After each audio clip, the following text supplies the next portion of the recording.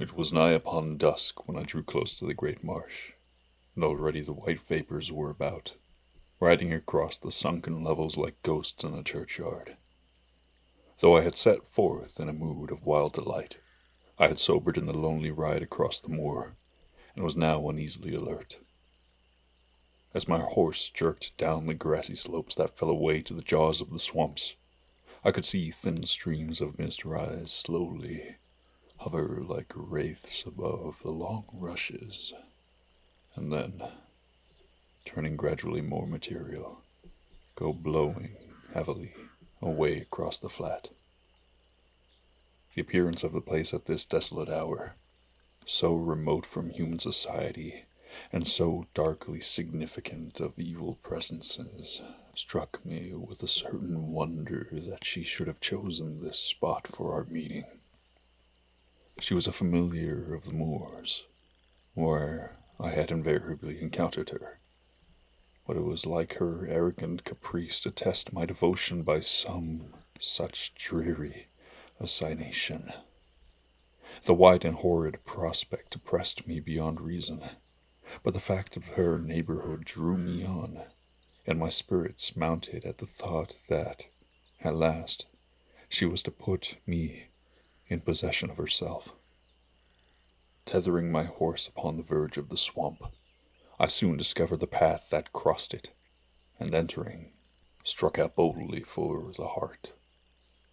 The track could have been little used, for the reeds, which stood high above the level of my eyes upon either side, straggled everywhere across in low arches, through which I dodged, and broke my way with some inconvenience and much impatience. A full half-hour I was solitary in that wilderness, and when at last a sound other than my own footsteps broke the silence, the dusk had fallen. I was moving very slowly at the time, with a mind half disposed to turn from the melancholy expedition, which it seemed to me now must surely be a cruel jest she had played upon me. While some such reluctance held me, I was suddenly arrested by a hoarse croaking which broke out upon my left, sounding somewhere from the reeds in the black mire. A little farther it came again from close at hand, and when I passed on a few more steps in wonder and perplexity, I heard it for the third time. I stopped and listened, but the marsh was as a grave, and so taking the noise for the signal of some raucous frog, I resumed my way. But in a little the croaking was repeated, and coming quickly to a stand, I pushed the reeds aside and peered into the darkness. I could see nothing, but at the immediate moment of my pause I thought I detected the sound of somebody trailing through the rushes. My distaste for the adventure grew with this suspicion, and had it not been for my delirious infatuation, I had assuredly turned back and ridden home.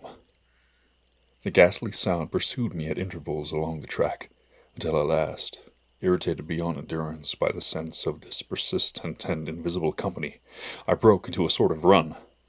This, it seemed, the creature, whatever it was, could not achieve, for I heard no more of it, and continued my way in peace. My path at length ran out from among the reeds upon the smooth flat of which she had spoken, and here my heart quickened, and the gloom of the dreadful place lifted. The flat lay in the very center of the marsh, and here and there in a gaunt bush or withered tree rose like a spectre against the white mists. At the further end I fancied some kind of building loomed up, but the fog which had been gathering ever since my entrance upon the passage settled down upon me at that moment, and the prospect went out with suddenness. As I stood waiting for the clouds to pass, a voice cried out to me of its center, and I saw her next second with hands of mist swirling about her body come rushing to me from the darkness. She put her long arms about me, and, drawing her close, I looked into her deep eyes. Far down in them, it seemed to me, I could discern a mystic laughter dancing in the wells of light, and I had that ecstatic sense of nearness to some spirit of fire which was wont to possess me at her contact. "At last," she said, "at last, my beloved." I caressed her, Why, said I, tingling at the nerves, why have you put this dolorous journey between us? And what mad freak is your presence out in this swamp?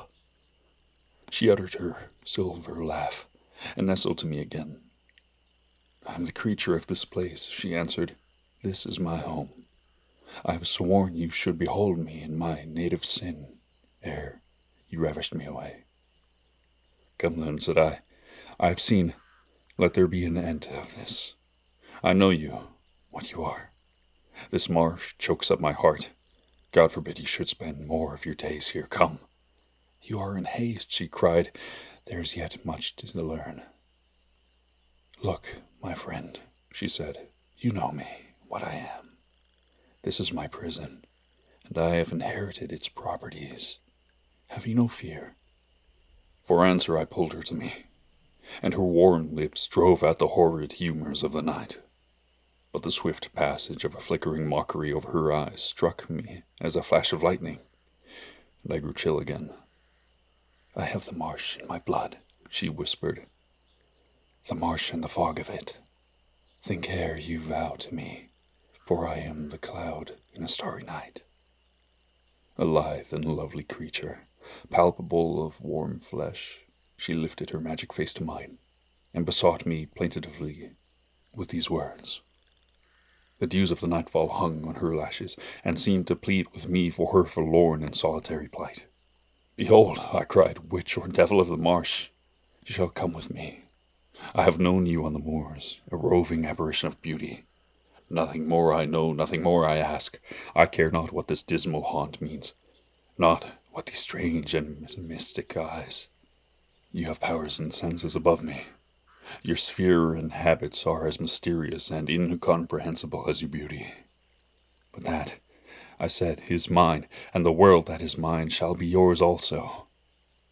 She moved her head nearer to me with an antic gesture, and her gleaming eyes glanced up at me with a sudden flash, the similitude, great heavens, of a hooded snake. Starting, I fell away, but at that moment she turned her face and set it fast towards the fog that came rolling in thick volumes over the flat. Noiselessly, the great cloud crept upon us, and all dazed and troubled I watched her, watching it in silence. It was as if she waited some omen of horror, and I too trembled in fear of its coming. Then suddenly out of the night issued the hoarse and hideous croaking I had heard upon my passage. I reached out my arm to take her hand, but in an instant the mists broke over us, and I was groping in the vacancy. Something like panic took hold of me, and beating through the blind obscurity, I rushed over the flat, calling upon her. In a little the swirl went by, and I perceived her upon the margin of the swamp, her arms raised as in imperious command. I ran to her, but stopped, amazed and shaken by a fearful sight. Low by the dripping reeds crouched a small, squat thing, in the likeness of a monstrous frog, coughing and choking in its throat. As I stared, the creature rose upon its hind legs and disclosed a horrid human resemblance. Its face was white and thin, with long black hair, its body gnarled and twisted, as with the ague of 1,000 years. Shaking, it whined in a breathless voice, pointing a skeleton finger at the woman by my side. Your eyes were my guide, it quavered. Do you think that after all these years I have no knowledge of your eyes? No. Is there aught of evil in you that I am not instructed in? This is the hell you designed for me, and now you would leave me to a greater. The wretch paused, and panting leaned upon a hush, while she stood silent, mocking him with her eyes, and soothing my terror with her soft touch. Here, he cried, turning to me, hear the tale of this woman, that you may know her as she is. She is the presence of the marshes, woman or devil, I know not, but only that the accursed Marsh has crept into her soul, and she herself is become its evil spirit.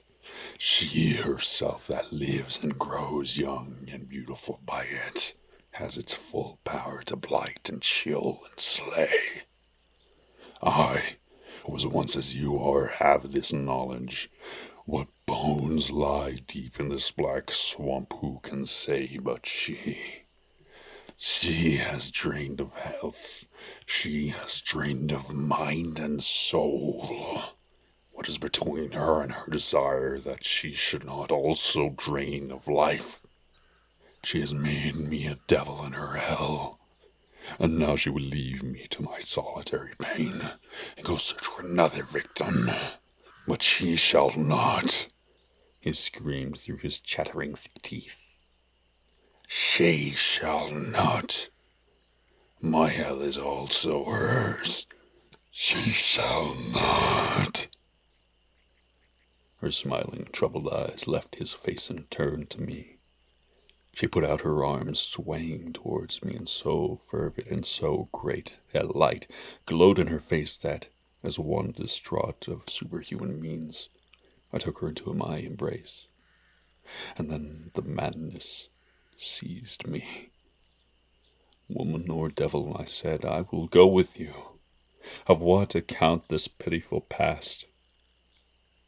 Blight me even as that wretch, so be only you are with me. She laughed, and disengaging herself, leaned, half clinging to me, towards the coughing creature by the mire. Come, I cried, catching her by the waist, come. She laughed again, a silver, ringing laugh. She moved with me slowly across the flat to where the track started for the portals of the marsh. She laughed and clung to me, but at that edge of the track I was startled by a shrill, hoarse screaming. And behold, from my very feet that loathsome creature rose up and wound his long black arms about her, shrieking and crying in his pain. Stooping, I pushed him from her skirt, and with one sweep of my arm drew her across the pathway as her face pressed mine. Her eyes were white and smiling. Then of a sudden, the still mist enveloped us once more. But ere it descended, I had a glimpse of that contorted figure trembling on the margin, the white face drawn and full of desolate pain. At the sight, an icy shiver ran through me, and then, through the yellow gloom, the shadow of her darted past me to the farther side. I heard the hoarse cough, the dim noise of a struggle, a swishing sound, a thin cry, and then the sucking of the slime over something in the rushes. And once again the fog thinned, and I beheld her, woman or devil, standing upon the verge and peering with smiling eyes into the foul and sickly bog. With a sharp cry wrung from my nerveless soul, I turned and fled down the narrow way from that accursed spot, and as I ran the thickening fog closed around me, and I heard far off and lessening still the silver sound of her mocking laughter.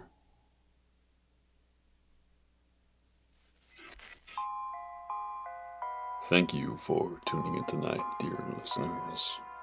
Be careful on the company you keep when you walk through the marsh. I hope you've all had a wonderful night. Sleep well, and enjoy some R&R.